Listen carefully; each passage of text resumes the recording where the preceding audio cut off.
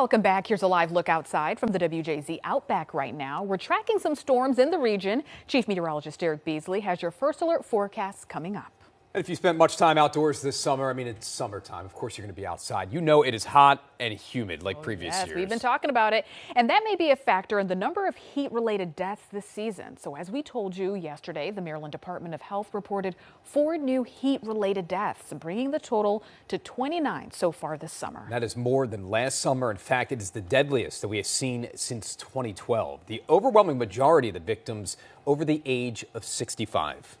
And First Alert meteorologist Cutter Martin joins us now to give us a closer look at the numbers. Cutter, it was actually hotter last summer.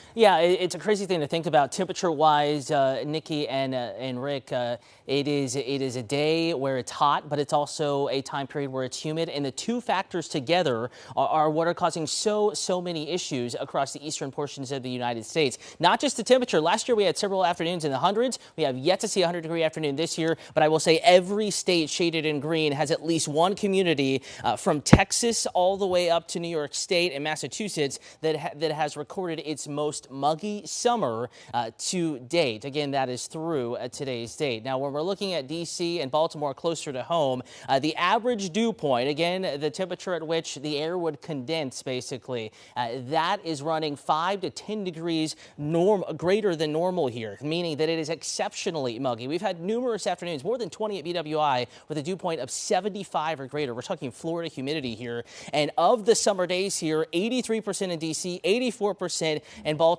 have seen a dew point of at least 65 or greater. That is a record in both cities. And of course, why is that a problem?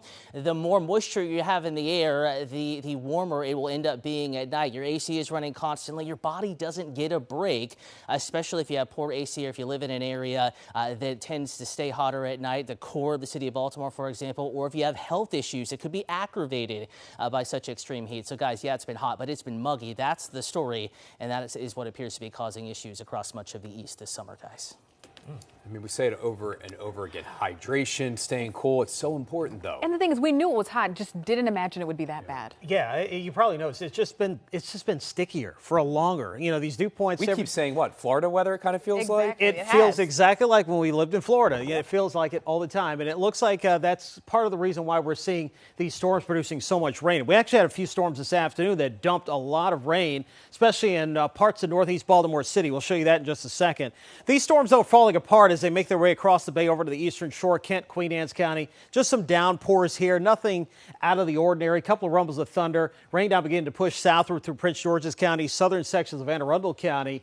But the rain that we had earlier in Baltimore City and parts of Baltimore County, this is within an hour's time, about 1 to 3 inches of rainfall that did occur with one little storm that made its way through the region here. It did have that severe thunderstorm warning in effect here that expired at 4 o'clock. But temperatures have cooled off into the 70s where we had some rain. Elsewhere, though, still into the mid-80s. Here's your forecast for this evening. Skies are going to be partly cloudy. Once we get rid of the few storms that we have out there now, looks like partly cloudy overnight. Temperatures generally into the mid-70s. So another muggy night across the area. But it looks like things are going to be improving here. Looks like tomorrow looks mostly dry. We're going to be looking at a mixture of cloud and sunshine. High temperatures tomorrow, upper 80s to around 90 degrees. Still a bit on the sticky side, and maybe a stray shower or storm here during the afternoon, but otherwise it looks like it'll be mainly dry. Here's your Maryland cast throughout the day. We're looking at partly cloudy skies. Temperatures mid to upper 80s for most, near 90 though out towards western Maryland if you're planning your day. Again, there's going to be that slight chance for a late day storm. Otherwise, it looks like, again, temperatures topping out in the mid to upper 80s. Let's talk a little bit about Aaron right now, which intensified early this morning. As of the 5 o'clock advisory, still holding winds at 60 miles an hour. The forecast track was adjusted southward just a little bit, but it still looks like it's going to be a Category 3 hurricane by the time it makes that turn towards the north, just east of the Bahamas. And it still looks like it's going to stay offshore, although a few of our forecast models taking it pretty close here to the North Carolina coast before it makes that turn to the north and east. But either way you look at it, the rip current risk is going to be elevated here, especially get toward the latter part of the weekend next week. Right now, not a big issue, but we do expect that to become a problem, a really big problem, Tuesday, Wednesday, Thursday next week. That's when the storm is going to be making its closest pass to the Maryland and Delaware beaches. And so we're looking at dangerous conditions at the beaches here later this weekend, early next week. So just keep that in mind. Beach forecast for tomorrow, partly cloudy skies.